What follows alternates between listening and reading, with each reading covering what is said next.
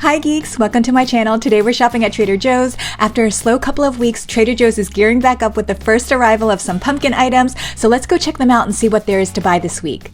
These fun disco succulents are back. They come both in silver and rose gold, $5.99 each. Apriums are still available for $2.99, or you can get plum cots, which are a mix of plums and apricots, for $3.69. Plums are also available. You can get a 2-pound bag for $3.99. Champagne grapes are only $2.49, so cute and great on a charcuterie board. Or you can try Tom Cord grapes. These look like the grapes I had when I was a little girl, which seems much less popular now, and these are $3.49. Look at these fun grapes called teardrops. I've seen these before with the black or purple grapes, but I haven't seen them in green before. These are 2 pounds for $8.99. Tiger figs are back. Looks-wise, they have tiger stripes, but taste-wise, they taste pretty much the same as regular figs, maybe even a little less sweet to be honest, and these are $5.49. There's also regular figs for $4.99 and organic figs for $1 more at $5.99. Grapefruits are also back. These are $1.49 each. There's another freeze-dried fruit to add to the mix. Freeze-dried tart cherries are a new item this week. These are unsweetened and unsulfured, only 130 calories and 21 grams of natural sugar for the entire bag, and it only has one ingredient. I love adding the freeze-dried fruits to my yogurt bowl or adding them to drinks, and these are $3.99 a bag. Finally, there's a new salad kit. This one includes chopped vegetables, which looks like kale and broccoli, and it also comes with sunflower seeds, toasted quinoa, dried mango, and a Thai-style sweet chili dressing, and this is $3.99 a bag. Java of the Gods, that's a fun name. This is a new small lot coffee from West Java in Indonesia. For small lot coffees that come through to Trader Joe's, I usually see light or medium roast or medium to dark roast, but I rarely see one that's straight dark roast. So if you like dark roast, you might want to give this one a try. This one has tasting notes of caramel and cocoa, and it's nutty. These are whole beans, so you will have to grind it up yourself, and you can get a 12-ounce bag for $9.99. There's a new hot sauce, sweet potato habanero sauce. That's different, isn't it? Sodium is only 10 milligrams. For some reason, I thought hot sauces would be high in sodium, so this is nice to see. It has been confirmed that this is both sweet and spicy, so if you guys like that combination, you might want to give this a try for $2.99. A new pizza sauce now comes in a glass jar for a fantastic price at $1.99. The ingredients look decent except for citric acid, which we'll get to in a second, but this is a small victory because this actually has extra virgin olive oil in it instead of canola oil, so maybe Trader Joe's has been listening to us after all. So I learned from one of you that citric acid is actually made from black mold, which I then Googled and confirmed. The more you know. There's a new addition to the canned seafood section, calamari pieces in olive oil. You can add this to pasta or a salad, or maybe even add a few pieces on top of bruschetta. 110 calories, 4.5 grams of fat, 340 milligrams of sodium, and 17 grams of protein. Ingredients are looking really good. Just 3 ingredients: jumbo squid, olive oil, and salt for $3.99. There's a new gluten-free cheese pizza with a cauliflower crust. The packaging looks different than before, so they might be using a different vendor, which means it probably might taste slightly different. Also, half a pizza is 390 calories, 16 grams of fat, 750 milligrams of sodium, 42 grams of net carbs, 6 grams of sugar, 17 grams of protein, and this is $5.49. Crunchy Pops, a potato, pea, and corn snack. You can enjoy 39 pieces for 110 calories with 260 milligrams of sodium. The ingredients look great with the exception of natural flavor, which is almost impossible to escape with products these days. You can get a bag for $2.49. So let's take a closer look. I was expecting a light and puffy, crispy texture, but these were definitely more crunchy and thicker than I thought it would be. It also tasted slightly stale, but I think that's because of the slight thickness of it. I could taste the saltiness immediately, so for those who love a salty plain snack, these are for you, or if you enjoy the lentil curls, these taste very similar to it. This is the kind of snack that's unremarkable but grows on you the more you eat it, and they're fun to pop into your mouth. Sometimes I want a savory snack, but I don't necessarily want chips or pretzels, so this would be a good option. The milk chocolate bar with cornflakes is back. This is imported from Belgium. This is Trader Joe's dupe of the Ritter chocolate, which is the original maker of chocolate with cornflakes. People love this bar, but also they say that the cornflakes are very muted due to the rich milk chocolate. Size-wise, this isn't super big, but it's a very thick and heavy bar. Let us know if you guys like this one for $2.99. Peanut butter pillows were gone for a hot second, but they're back. These were a new item earlier this year. A lot of people thought it reminded them of the Butterfinger candy, and a lot of people also said they were way too sweet. And this is $2.99 a bag. Maple leaf cookies are back. They used to be available all year round, but now I think they come and go periodically because of the constant switch up of new and seasonal items coming in, but they are still in stores for most of the year, and these are $3.49 a box. Also noticed Walker's shortbread cookies. They usually come out during the holidays, but maybe these are offered year round also. These are $4.49 a box. Moving on to beverages, Trader Joe's Grand Reserve was on the new items shelf. This is a 2022 Syrah from Sonoma County. Great wine for burgers and barbecue. 14.5% alcohol per volume. This is $12.99 plus tax. This Cabernet called Corvellia is back, which I recognize because of the lady silhouette on the label. I've heard good reviews on this one. 14% alcohol per volume for $9.99.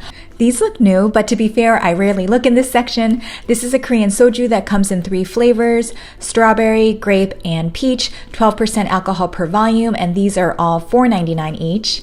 On to more fruity drinks. This big bottle of mango liqueur caught my eye for $25.99. But what I was looking for is the pumpkin spice cream liqueur, which indeed is back. This is 25 proof or 12.5% alcohol per volume. People have this over ice, add it to their coffee, or even bake with it, and this is $8.99. Somebody has already spotted the pumpkin body scrub back in their stores, but my store didn't have it in just yet. But the unscented deodorant is back, which I feel like I haven't seen in a while. This is free of aluminum, baking soda, phthalates, and parabens, and this is a twist up for $4.99. Okay, somehow I accidentally saved the best item for last. The iconic pumpkin cream cheese has officially arrived. This literally tastes like pumpkin cheesecake to me. It's delicious, and you can obviously add this to bagels or pair it with graham crackers, animal crackers, butter waffle cookies, or make a stuffed French toast with it. And this is $2.49. That's it for shopping this week. Now let's get into this week's haul. For a while, the Murasaki sweet potatoes were coming in smaller pieces, so I took a little break, but they are finally looking like their normal size again, so I grabbed a bag. I love to roast a few of these up at the same time, so I have them ready to go throughout the week. I'll bake it at 400 degrees in my little toaster oven for 50 minutes to 1 hour, and then whenever I'm ready to eat them, I'll cut them in half, roast them up again so the edges caramelize a bit, and then I like to drizzle nut butter or tahini over it. This is the 3rd week in a row I got the Miso Crunch Chopped Salad Kit. I've been really enjoying the tangy sweet umami flavor in the dressing. I swear they changed the dressing a little bit because I don't remember it being this sweet before. Another week, another bag of baked cheese crunchies. Whenever I see large pieces in the bag, I see that as my sign to buy it because the pieces aren't always big, and sometimes there'll be months of small pieces where I'll pass them up, so that's how I justify buying it. Broccoli is another quick side dish that I go to throughout the week. I spray a little avocado oil on it, sprinkle some garlic salt, roast them up in the oven. Always get bananas, Roma tomatoes for sandwiches. I recently finished my can of sardines that have been sitting in my pantry forever and forgot how yummy they were, so I thought I'd try these unsalted ones. This is unsalted but still has 300 milligrams of sodium, which is probably from the fish itself, and one can has 18 grams of protein and are high in omega-3s, and the little fish generally have less mercury than bigger fish, so it's a win-win for me.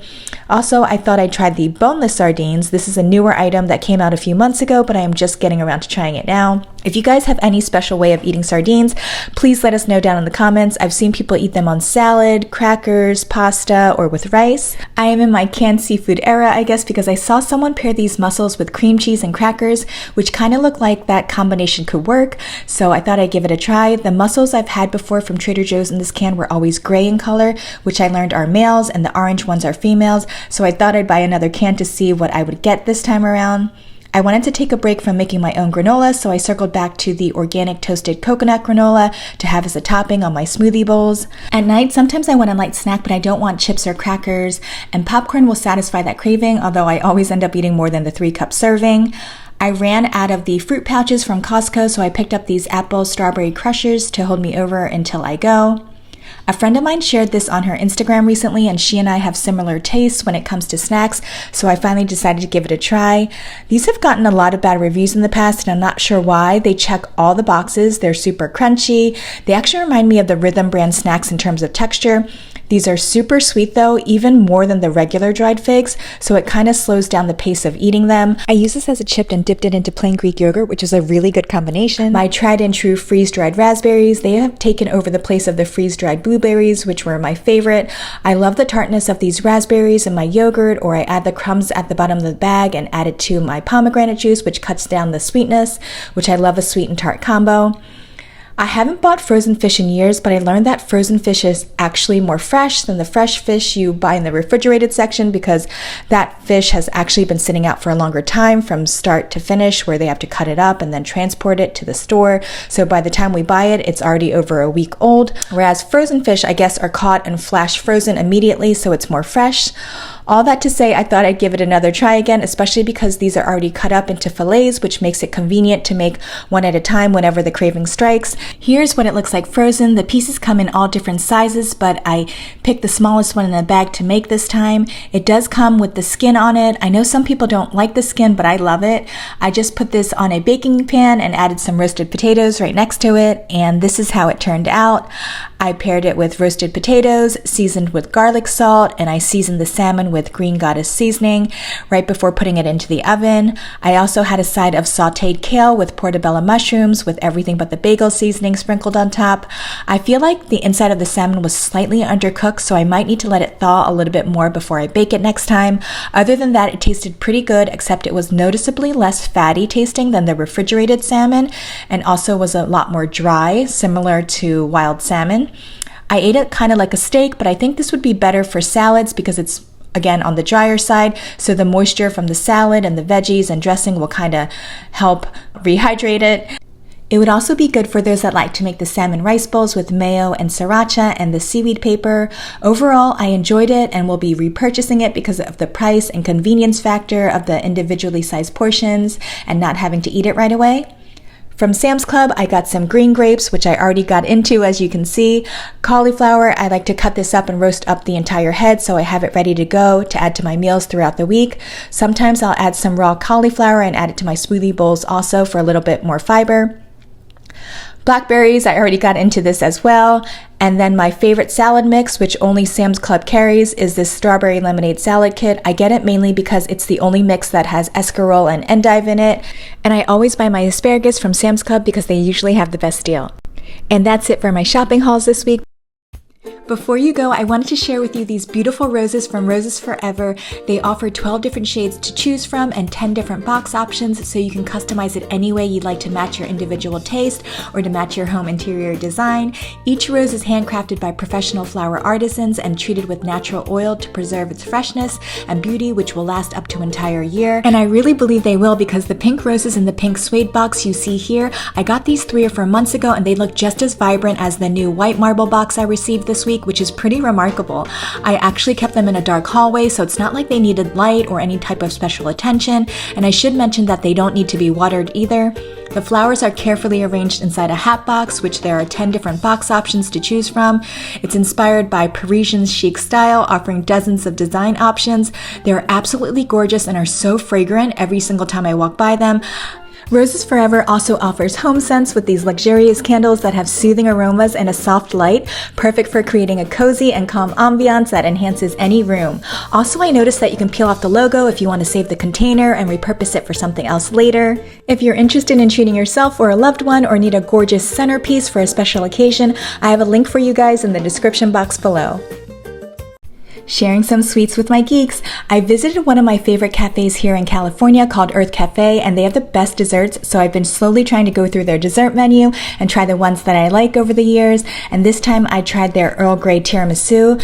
This is made with organic Earl Grey tea, lady fingers stacked with mascarpone cream, tea-infused milk chocolate ganache, topped with Earl Grey infused glaze, and Earl Grey infused custard with toasted tea leaves. Doesn't that sound amazing? This was very creamy and had a surprisingly strong Earl Grey flavor that really came through and tasted very fragrant and almost floral due to the strong tea flavor. If you guys have been to Earth Cafe before and have tried their matcha tiramisu, which is my favorite, it's a lot sweeter and not as light and not as fluffy.